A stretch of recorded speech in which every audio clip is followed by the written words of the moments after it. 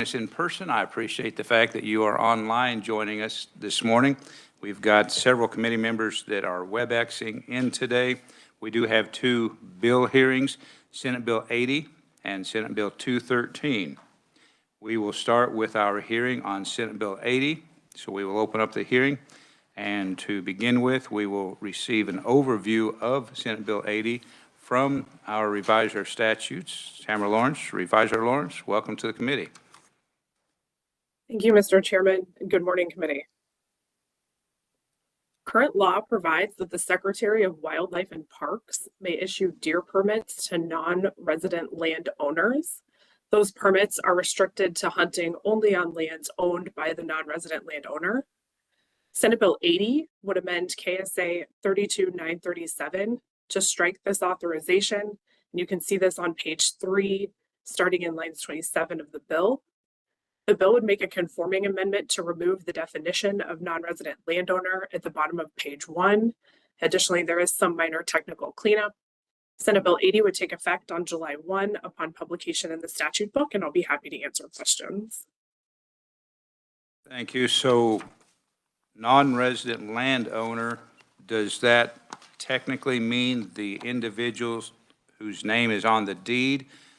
So if there's a man and wife that's name on the deed, but they have children who are old enough to hunt, are they considered landowners for the purposes of Senate Bill 80? Thank you, Mr. Chairman. The statute defines non-resident landowner to mean a non-resident of the state who owns farm or ranch land of 80 acres or more that is located in the state of Kansas. The definition does not get more specific than that, and I would have to defer to someone from Wildlife and Parks to know specifically how they interpret that. All right.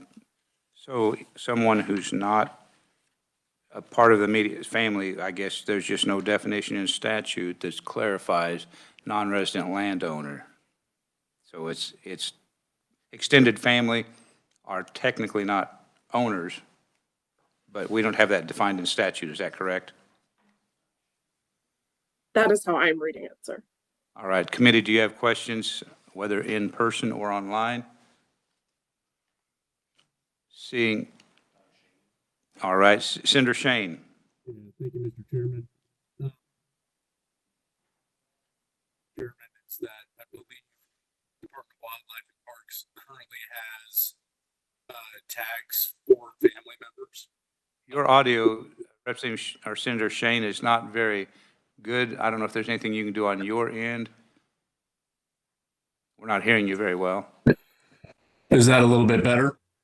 That's much better. Yes, sir. Go ahead. Okay. All right. I think that right now the department does have tags for family members on a limited basis, but it has to be, I believe, first of kin. But one question that I did have, Tamara, with the changes, do you know if land that is held in trust or other means would be impacted by this proposed legislation? Thank you, Senator. I would again have to defer to the department on how they interpret that. Okay, thank you. Additional questions, committee? All right, thank you, Reviser Lawrence, for the information. Our first proponent today will join us via WebEx, and that is Taylor Nickel, Director of Stock Growers Division of Kansas Livestock Association. Ms. Nichols, welcome to the committee. Thank you, Chairman Peck and members of the committee. Are you guys hearing me all right before I jump in? We hear you just fine. Great. Okay. Again, thank you for allowing the Kansas Livestock Association the opportunity to share our viewpoint on Senate Bill 80. We did work with the chairman for introduction of this bill. And like Reviser Lawrence had said, if passed, Senate Bill 80 would eliminate the authority of the Kansas Secretary of Wildlife and Parks to issue non-resident landowner deer permits. Starting out, I'd like to give you all a little background on how the policy got on the books this past year at our annual convention and what our members have been experiencing that led to us to bring this legislation in front of you today. We have many county meetings across the state, and I travel to quite a few of those, and other staff members do as well. And from anywhere from the northeast corner of the state down to the southwest corner of the state and all in between, we heard from many members about their neighbors, a lot of them being non-resident landowners, specifically purchasing land to hunt on. We're not managing their land quite correctly in terms of lots of trees, lots of brush, cedars, invasive species, things along that lines. And more importantly, the root cause of the issue is they weren't using our native prairie lands for production agriculture, and it was just growing up in invasive species and what is kind of not the greatest about being in agriculture is while you can control what you do on your land, you can't control what others do on theirs. And there's a beauty in that and private property rights, which we strongly believe in. But the way the world works, those invasive species and trees through the seeds that they have on them can spread onto your land as well. And so there's a couple issues rooted in there. And this doesn't go to say it's not a blanket statement for everyone that's a non-resident landowner that they're all mismanaging their land. It has just been some of the situations that have arisen to lead us to this point. And so don't want a blanket statement that. I'm sure that there are plenty of non-resident landowners that manage their land great, but that's kind of the root of what the issues were coming up. And so then this policy would have come up through the Stalkers Executive Committee. And so that committee is the body that represents the cow-calf and stalker members that we have. And actually specifically it came from the chairman of that exec committee, and I staff that committee, and he's a resident of Chase County. And Chase County is 90% absentee landowner owned. And so he was very passionate about this issue, and there was lots of other members passionate about the issue. And so that's how the policy kind of came up the chains that led us to this point over the past year. I'd like to also touch on, I've included in my testimony the pricing on the Wildlife and Parks website of the non-resident landowner deer permit and the regular non-resident permit cost from 2024. And as you can see, if elimination of the non-resident landowner deer permit were to pass through SB 80, it would eliminate kind of that incentive to purchase a lower cost deer permit and avoid the lottery altogether. I do want to clearly state, because I think there has been some confusion and misconceptions that this would eliminate that class of permit holder, the non-resident landowner, from hunting deer in the state altogether. And that's just not true. They would still have the opportunity to go through the regular non-resident lottery draw and ultimately still be able to hunt on their own land. So it does not remove their right or their ability to do that.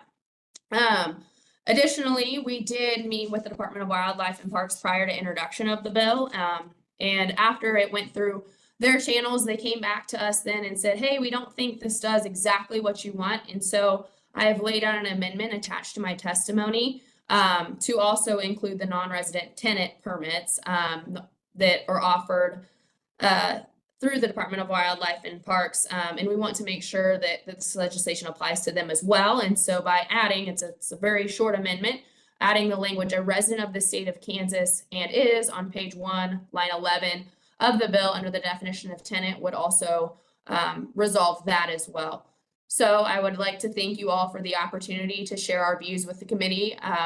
We would ask the committee to pass SB 80 favorably with our suggested amendment to ensure repeal of both the non-resident tenant and the non-resident landowner deer permits. And I'm happy to take questions at the appropriate time, Mr. Chairman. Thank you. Thank you for your testimony. This would be the appropriate time for questions. Questions, committee, online or in person? Don't see any online or in person. I did have a question.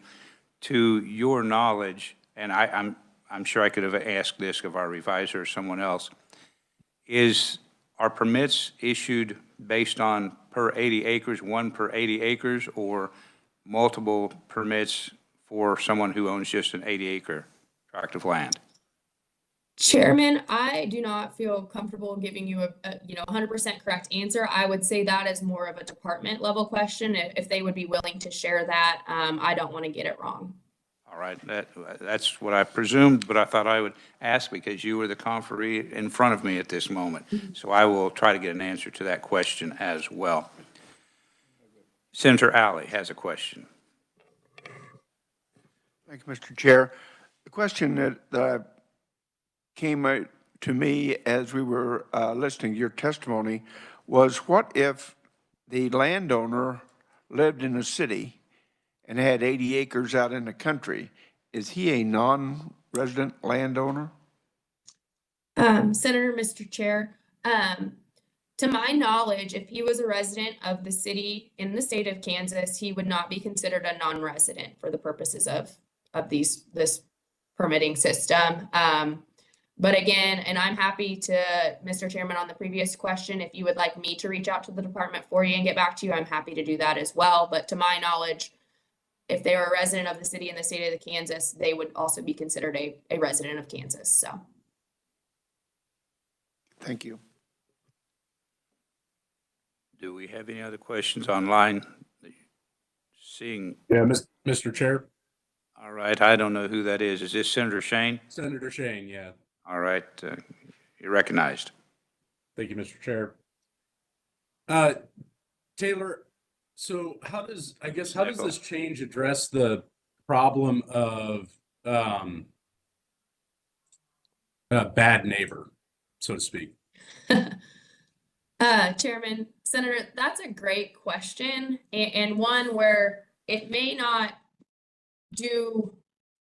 I mean, I don't think there's a great way that you can address a bad neighbor, because, I mean, going back to our association believes in private property rights, and so we would not like to be told what to do on our property, and we certainly don't want to go telling others what to do on their property due to that. And so I don't know. I don't have a lot of good issues on dealing with a bad neighbor. We just feel that this legislation would kind of eliminate that incentive to come to Kansas to purchase land to hunt on. And, you know, what people do with their money is their prerogative. And I don't have a great answer. If you've got ideas, I would love to hear them. I have some, yeah, I mean, I have some concern that the impacts of this don't actually result in the change that kind of the KLA is seeking. I know that I certainly have a couple of resident landowners next to me, one of whom is a cattleman, who are terrible neighbors and have terrible pasture management practices and whatnot. And so I worry a little bit about that precedent. And I know that some of the finest landowners that I know are non-residents that are heavily invested in conservation efforts on their properties for the purposes of hunting and conservation. So, and they bring quite a bit of money into the state as well when they do those activities. So I do wonder a little bit if this is the solution to kind of achieve that end goal for the KLA. Okay, that's not really a question, more of a statement. I hope your neighbor's not listening that you were just complaining about. Just having a little fun here, Senator Shane. No additional questions, correct? All right, we see no additional questions for this conferee, and she was listed as the only proponent. We will move to opponents, and we have listed as an opponent Representative Ken Corbett. Representative Corbett, you're up. Welcome to the committee.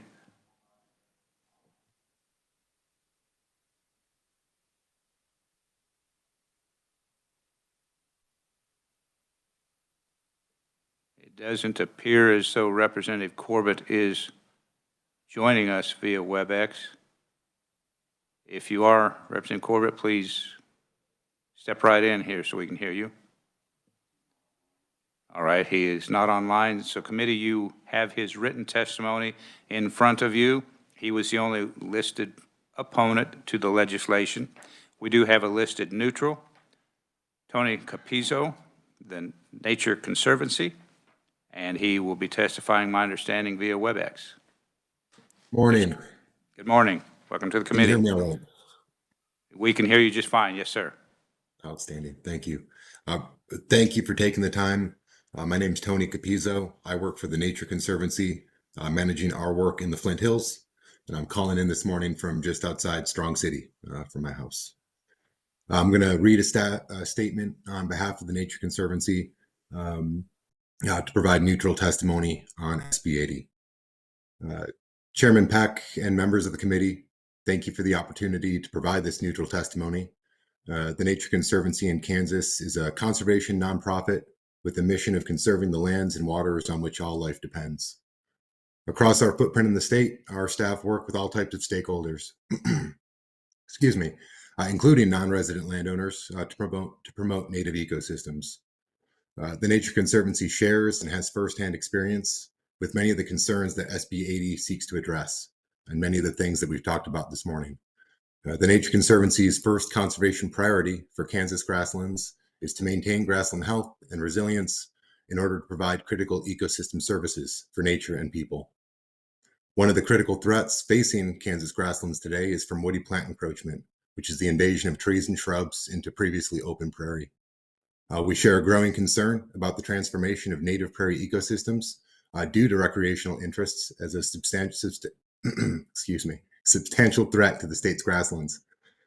To be clear, trees are not necessary for healthy populations or successful hunting of white-tailed deer. Instead, tree encroachment in previously open grasslands reduces habitat for upland game species. It negatively impacts water cycling, reduces forage production, and increases the risk of further invasion of our grasslands. White-tailed deer are very adaptable to a range of habitat, including open range, and mule deer thrive on the plains of western Kansas. Grasslands are the native habitat for these species in Kansas. Furthermore, the active production and management of these ecosystems is necessary to prevent woody plant encroachment and promote general ecosystem health. Grazing and prescribed fire are two major components of this management need that can be lost when the landowner manages for solely recreational purposes. While non-residents are certainly not the only landowners with this management approach, absentee landowners, or those with a lack of connection or responsiveness to community concerns, can exacerbate the issue and preclude solutions. The Nature Conservancy does have concerns about what SB 80 would mean for already impacted properties. If SB 80 was enacted, it is likely that non-resident landowners with poor management would submit for the non-resident draw, rent or sell the property to resident landowners with similar management, or some combination of activities that would not result in improved ecosystems. Additionally, SB 80 may be unnecessarily punitive to non-resident landowners who manage their properties in an ecologically sound fashion. To mitigate these concerns, the Nature Conservancy recommends that the committee provides a pathway for non-residents to receive landowner permits contingent upon their participation in qualified habitat management. The Nature Conservancy has drafted suggested language for this pathway that would allow for a flexibility of private, state, or federal programs and management plans. If the committee is so interested, Justin Cobb has additional details and can provide the specifics for this language. We believe that this would address many of the concerns of the proponents while providing an actionable step for landowners to resolve existing problems and still recreate on their properties. That's what I have for testimony. I just wanted to say thank you again to the committee for the chance to give that, and happy to answer any questions. Committee, do we have questions of Mr. Capizzo?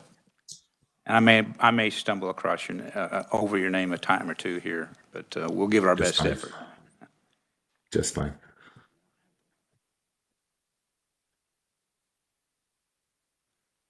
Apparently, there are no questions. Okay. We've got. Mr. Chairman? Just a moment. Can I get you to identify yourself, please? I can. I raised my hand. This is Senator Marcy Okay. Francisco. All right. Well, we've got so many people online, it's a little difficult. But No. Senator Francisco, go ahead. You are recognized.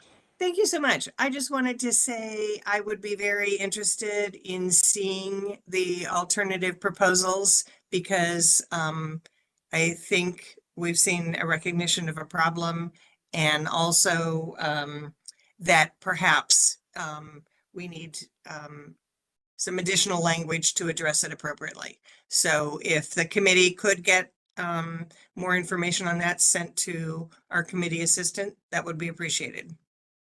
All right, Senator Francisco, on the backside of the testimony, there is a proposed amendment. If there is additional information, Mr. Cobb, I would ask you in a near future to get that to the committee assistant to distribute to the committee.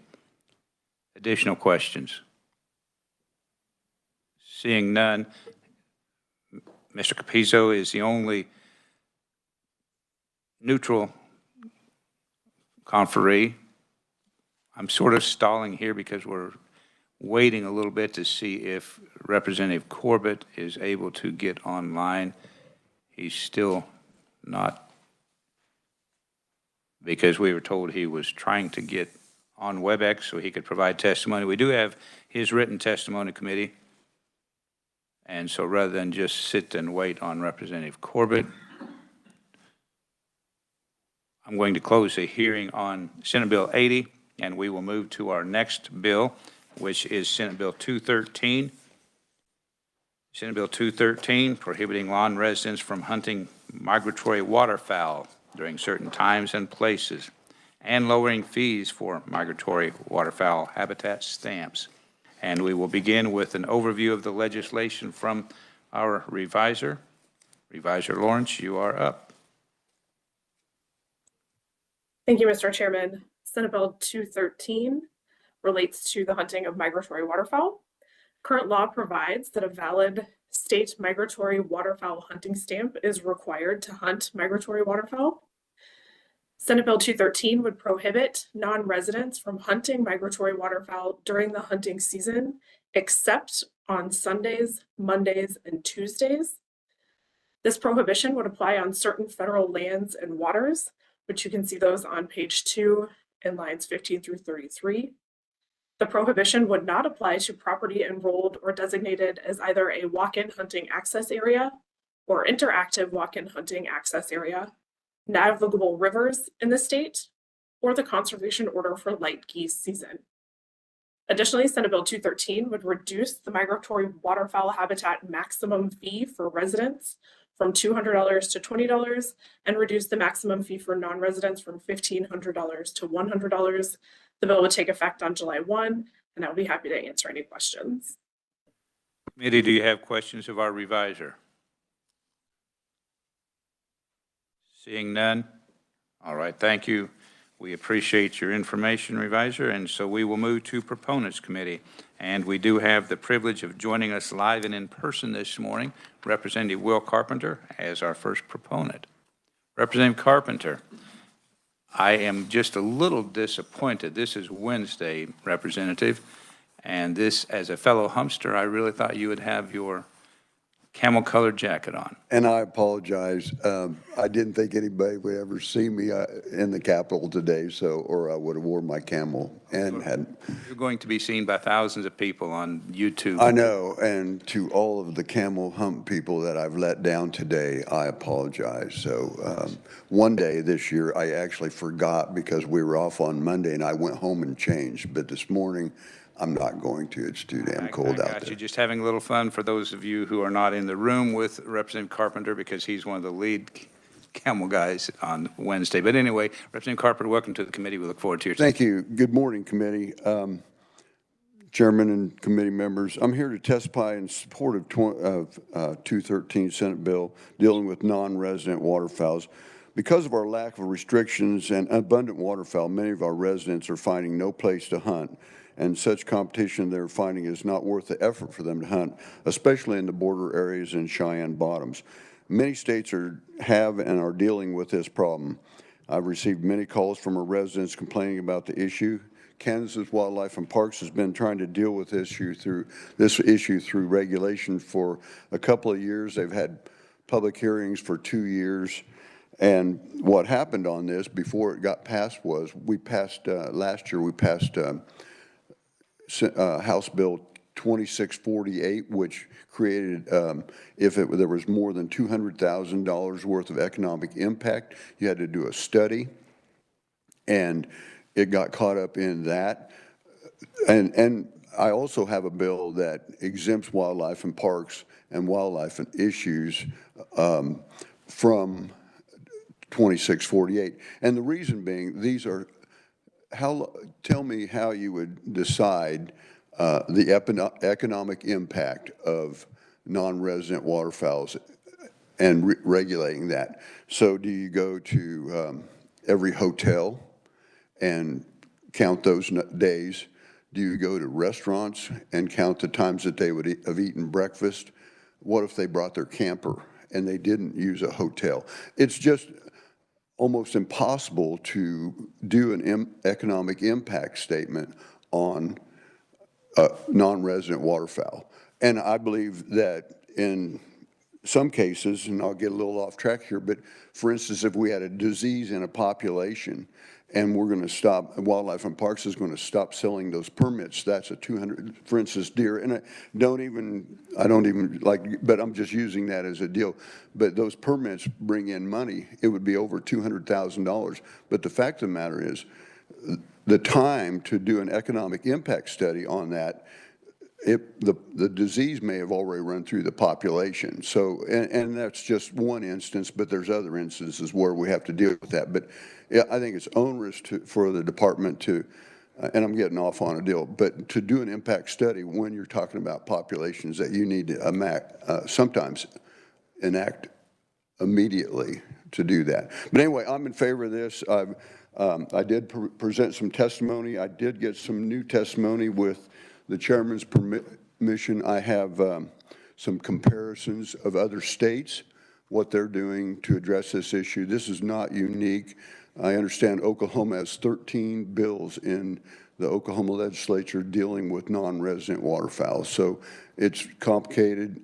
Arkansas, which is one of the premier waterfowl destinations in the country, they've dealt with it. They've got a little bit different plan, but they've all had to deal with this in order to keep the non-residents and the balance between the residents and non-residents. So at the appropriate time, I would stand for questions. And Mr. Chairman, if it's okay, I've got these sheets here that do a comparison. I just got them yesterday, so I didn't have time to put them with my testimony. That's fine, Representative. So if you have sufficient copies, just provide that to staff and they will distribute. There you go. Thank you, Edward. You got just one. I think I do have enough for the committee. Okay, if you would just give that to staff while they're handing those out to committee members.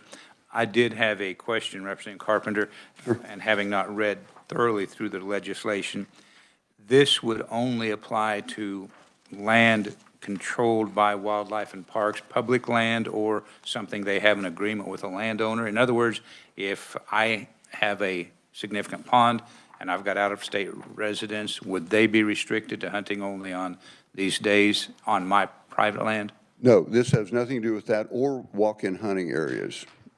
It has nothing to do with that. It's only federal lands and state waterfowl areas and stuff like that, Cheyenne bottoms and stuff like that. But it has nothing to do with private land or walk-in hunting lands.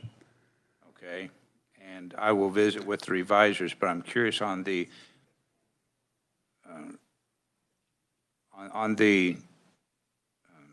italicized language on page 2, if that is restrictive to only, but I'll talk about that another time. But I was curious as to if that is written correctly, but I will not worry about that at this time. Senator Francisco, I understand, has a question. Is that correct? Unmute. Thank you, Mr. Chair.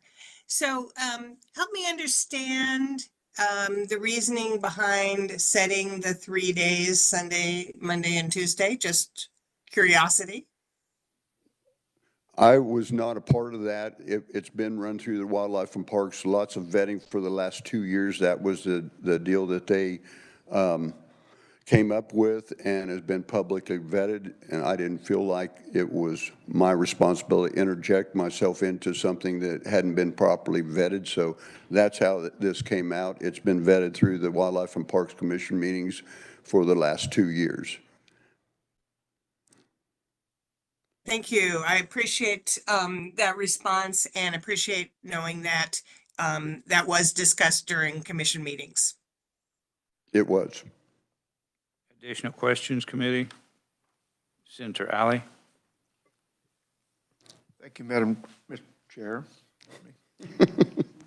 I do have a question, and that is the economic impact of this. I think we talked about that a little bit before, but it looks like you have non-resident waterfowl hunters has increased in the, well, from 2006 to present, from about 5,000 up to about 17,000.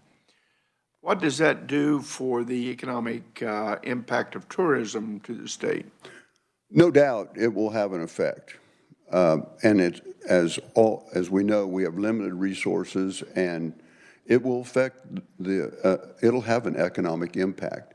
So you balance that with what the residents that pay taxes here and live here versus non-residents. You have to balance those two. So I'm not saying for 1 minute that it's not going to affect it, but how much responsibility does a resident have, one that lives here? So. And then the follow-up, do they pay fees to wildlife and parks for permits and that sort of thing? Is that correct? They do, and it's on this sheet here, what the regulations are. They do.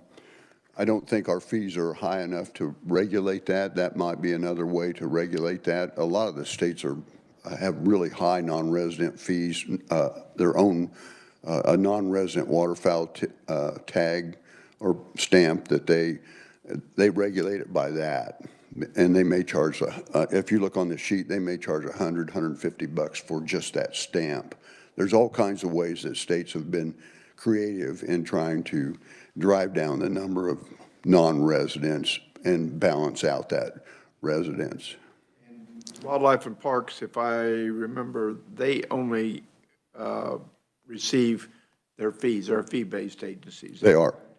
So the impact to them is, we don't know what their impact is. Is that correct? I have no idea. And they've reviewed this, Wildlife and Parks has? This is the regulation that they were reviewing for the last 2 years.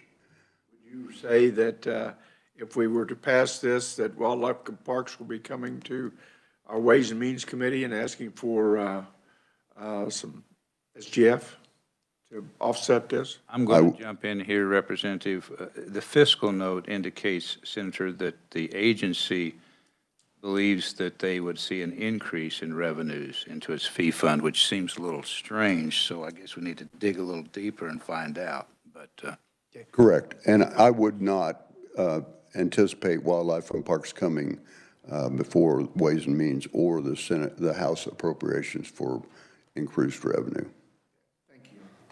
do you have knowledge, Representative, if the states who have increased their fees rather significantly for non-residents have seen a significant reduction in non-resident waterfowl hunters? I think there's, I know I've been in contact with folks from Arkansas, and it has managed it where nobody's against non-residents coming here. It's a balance.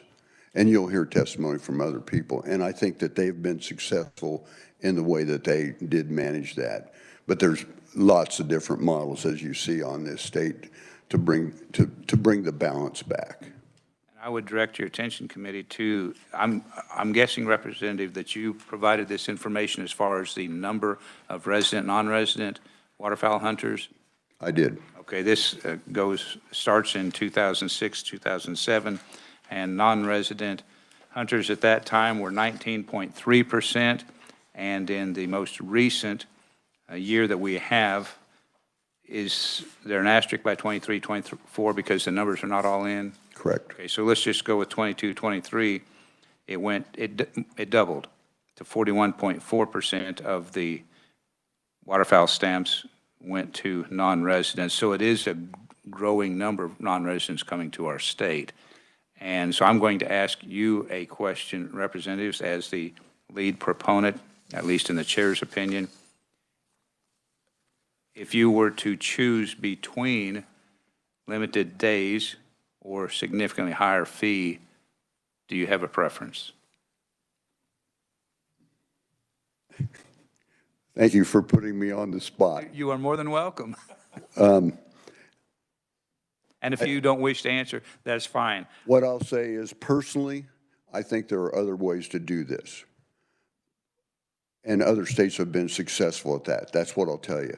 But I will never interject my own personal opinion versus public comment that the Wildlife and Parks has had for the last 2 years on this regulation.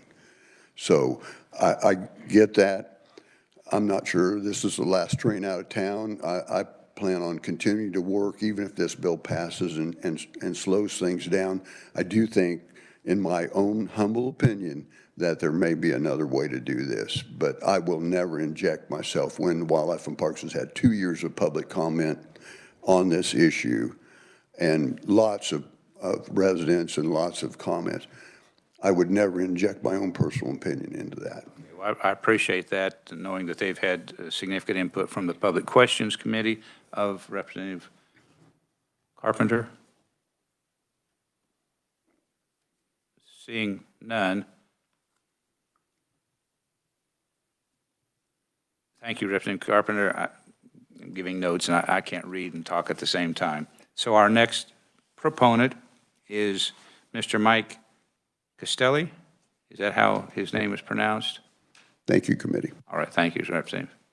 Mr. Castelli? Is he online? Okay, you need to unmute Mr. Castelli. Mr. Castelli? Can you hear me now? We can hear you just fine. Go ahead. Okay, great. Good morning, committee members. I'm a Kansas resident waterfowl hunter. I am in favor of SB 213, and I ask for your support in moving this bill forward. In March of 2021, I spoke to the Wildlife Commission on the overcrowding of our wetlands on our very limited public grounds.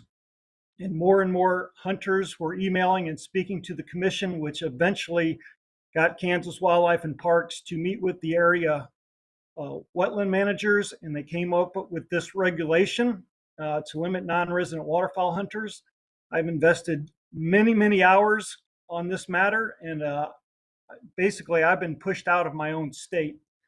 I live between two major wetland areas that attract a lot of waterfowl. It is not uncommon for me to pull up to a boat launch or a parking lot and see 10 trucks from Louisiana, Mississippi, Georgia, Texas, South Carolina, before you see one truck from Kansas. We are being pushed out. I've heard reports from Neosho Wildlife Area, 27 trucks, one truck from Kansas. I heard reports 49 trucks, one truck from Kansas. There are other states that have these restrictions: South Dakota, North Dakota, Arkansas, Missouri, Wyoming. Kansas is not trying to invent something here. It just needs to be addressed. Kansas ranks 49th on public land. We have less than 1% of public land. And if you look at available wetlands, it is a staggering low amount. As non-residents, they show up in big groups. They typically hunt 4 to 5 guys. They hunt 2 hours before sunrise to sunset. They never give the birds a break. Once a group leaves from Louisiana, there's another group to fill their spot. The bottom line of this is the resources. The birds cannot handle this pressure all day long. They try to go to the wetlands to feed in the afternoon or in the morning, and they're just greeted with gunfire. So our birds are becoming nocturnal. You can't hunt them because they only feed at night, or they simply fly south and continue their migration. Our hunting experiences, Kansas residents are degrading each and every season. You can see how in your data how we're at 40% non-residents now. Passing this bill would be a big win for our resident hunters. It'll be less pressure and will benefit our resources, the ducks. So we have to keep the ducks in mind when we think about this bill. And I just want to state this, that we're not telling non-residents that they're not welcome here. They can still hunt 7 days a week. They can hunt private land. They can hunt weehaw. We need balance. Senator Carpenter talked about balance. It's exactly what we need. We need balance. It's a big win for Kansas because on Saturdays, opening day will be for residents only. So that'd be a big win for Kansas residents. And I've had several friends that have quit waterfowl hunting altogether because they feel like they've been pushed out of their local area. So we just simply need balance. We need to put the ducks first, not the economy. We need to put the ducks first, and I ask you for your support on this bill. Thank you. Thank you for your testimony. By the way, am I pronouncing your last name right? Castelli. Okay. Close enough. Italian. Oh, more Italians today. That's fine. Committee questions of Mr. Costello. All right, Senator Francisco. Thank you, Mr. Chair. So I appreciate your testimony. I particularly understand the idea that the hunting season starts on a Saturday, so this would keep at least that day for non-residents. What can you respond to if you talk about, all day for there being those 3 days in a row, Sunday, Monday, Tuesday? Is it better to limit times during a day? And I appreciate the fact that you participated in the discussions before the Wildlife and Parks Commission. So any comments on that timing or this proposal for the limit to just 3 days a week? I like the 3 days a week because as a Kansas resident, if I drive 2 hours to a wetland, let's say, I know that I'm not going to see 10 Louisiana trucks there on a Thursday. I know they're not going to be there. So there's some states that allow hunting only till noon or 1 o'clock. Missouri does that a lot. Arkansas does that a lot. I would like all day hunting. Personally, I like to hunt afternoons. I don't like to try to get up at 3 in the morning and try to beat these guys to the hole. So I like the Sunday, Monday, and Tuesday just because I know on a Thursday or a Friday or opening day that I just have to deal with resident waterfowl hunters, and it'll be a more enjoyable experience. And that's what we don't want the sport that we love to become a competition. And right now it's becoming a competition, and it's just not enjoyable anymore. Thank you so much for those comments. Thank you. Additional questions, committee? Seeing none, we do have another conferee. We have the privilege of being joined by Senator Richard Billinger. Senator Billinger, welcome to the committee for your testimony. Thank you and good morning. Appreciate the opportunity to come today. I had a phone call last week from a friend of mine who also served on the Wildlife and Parks board for a number of years, and he told me that Wildlife and Parks had been working on this for quite a while, and he's a very avid hunter, not only of ducks and geese, but he hunts everything. He's a very avid at this sport. Anyway, he asked me if I wouldn't come in and make a few comments. I would echo what we've heard from the first two conferees. The competition is a big issue, and I think at times you need to look at some changes. And I think that like Representative Carpenter said, after they had went through this with Wildlife and Parks, this is what they landed on. So he is supporting this, and I would ask you to also support this. And Senator, are you willing to stand for questions? Sure. All right, questions committee of Senator Billinger. We can't let him off that easy. I appreciate your testimony. If you would provide something brief, written, or long written to the committee assistant, Senator, I would appreciate that. Okay, thank you. All right, thank you. Committee, that is our final oral presentation on proponents. I will direct your attention to the fact that we have written proponents from, it would be easier if everyone's name was just Peck like mine, but Troy Sporer, Matthew Roberts, Lauren Sill, Matt Zumbrun, something, and a guy named Dan Hurd. So I would direct your attention to that written proponent testimony and read that. We do not have any opponent testimony, which speaks volumes, I think, for the legislation. We do have a neutral oral, and that is from the Department of Wildlife and Parks, Deputy Secretary of Operations, Stuart Scrang. I don't have. Schrog? Okay. Is he in person or online? Online, all right. Deputy Secretary, welcome to the committee. Good morning, Mr. Chairman, Members of the committee, can you hear me okay? We can hear you just fine. Okay. My name is Stuart Schrog, Deputy Secretary of Operations for Kansas Wildlife and Parks. As you stated, you do have our written neutral testimony, and I am here to answer questions at the appropriate time. So you're not going to necessarily make any presentation, just answer questions? Is that my understanding? Yes, that's correct. All right.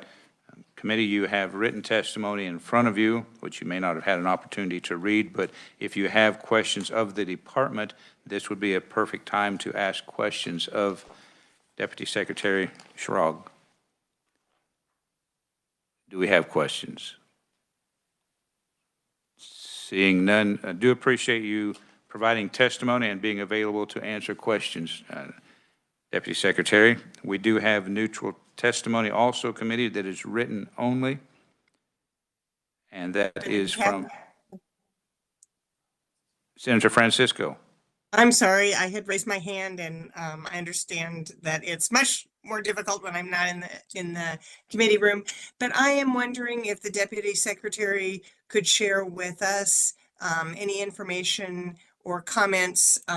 Was he available to attend some of the commission meetings and just give us a brief overview of comments from our public? Good question, Deputy Secretary. Thank you, Mr. Chairman. Yeah, I'd be happy to kind of give just an overview. I was front and present at all of those commission meetings, and I echo Mr. Castilla's comments. It was a long process that we were hearing comments from our resident hunters. Prior to 2020, we were starting to notice a increase in the non-resident waterfowl hunters coming to Kansas. As you've seen on the spreadsheets of the waterfowl stamp sales, that double increase from 06 to 2023. At that time, we were starting to hear more and more public comment from those hunters. Our wetland managers, our property managers were also seeing that increase. So then COVID year hit, and everybody came to Kansas and was able to telework from a parking lot of a wetland and then go hunt all day. And so it wasn't necessarily an overcrowding issue we were seeing, even though we had more non-resident hunters. It was an overpressure issue that was mentioned before. So that really prompted us to take a hard look and do some research on how to address this issue. We contacted several other states that already had non-resident restrictions in place and got their input on whether it worked for them and their advice for us. We consulted with our federal partners, with U.S. Fish and Wildlife Service at the National Wildlife Refuges, Army Corps of Engineering, and Bureau of Reclamation Properties. And really, we felt like, bottom line, we came to the conclusion through the public hearing, public workshop sessions of the commission meetings that, this 3-day Sunday, Monday, Tuesday restriction was kind of the best of both worlds, taking all the information we had from other states, taking into account from our resident hunters what they were experiencing. And a lot of that was pretty emotional testimony on their behalf, that they did feel like they were being pushed out and not able to carry on family traditions. So we took that to heart. And as was stated before, this still allows non-residents to come to Kansas and hunt 7 days a week. This is just an attempt to spread the pressure out over all habitat types for waterfowl hunting. So that's kind of in a nutshell how we got to this point. And if that answers your questions, great. If not, I'll be happy to answer some more. That answers my question. Thank you so much.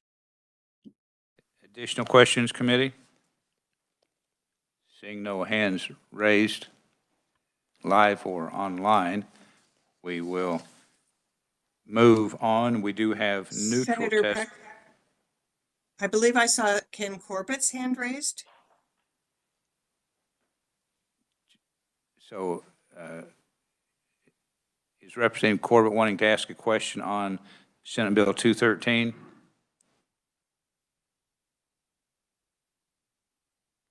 He may have taken that down. I saw it All right. raised during the discussion. All right. Well, thank you, Senator, because I don't have a screen, and we're struggling all together this morning to keep everything moving forward. But we do have written neutral testimony from Marshall Loftus and Cheese Kill. I don't know if that name's right, and I apologize for butchering it, but we do have neutral written testimony from those two individuals as well. We have no other listed neutral, so we will close the hearing on Senate Bill 213. I will draw your attention, committee, if you had not noticed, that Senate Bill 213 was introduced in the Federal and State Affairs Committee, which means it is exempt, so it's not something we've got to rush to try to get taken care of before turnaround. It will still be available for us to put our stamp of approval on or disapproval, as the case may be, after turnaround. We do have, committee, just a couple, 5 minutes or so still before the end of committee, and out of respect to Representative Corbett, who had been trying to get on WebEx to testify as an opponent to Senate Bill 80, I will back up and reopen the hearing on Senate Bill 80 out of respect to a fellow legislator. If Representative Corbett does wish to provide testimony WebEx as an opponent to Senate Bill 80.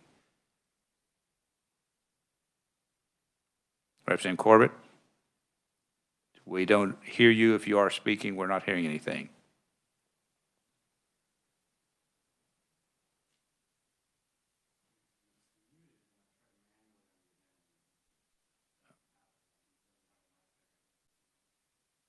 We're still not hearing you, Representative Corbett. If you are muted on your end, you might try to unmute, because we're not being successful on our end.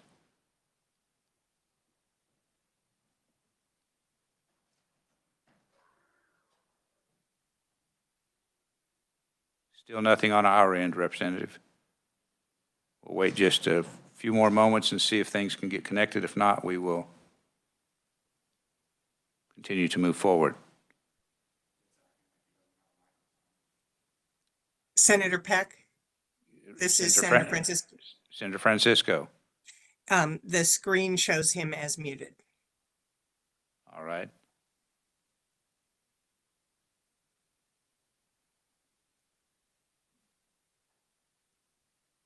Apparently things are not going to work out, but you do have Representative Corbett's opponent testimony to Senate Bill 80, and I'm sorry, Representative Corbett, that we were unable to hear you this morning, so we will again close the hearing on Senate Bill 80. And committee, that is all that I had for today.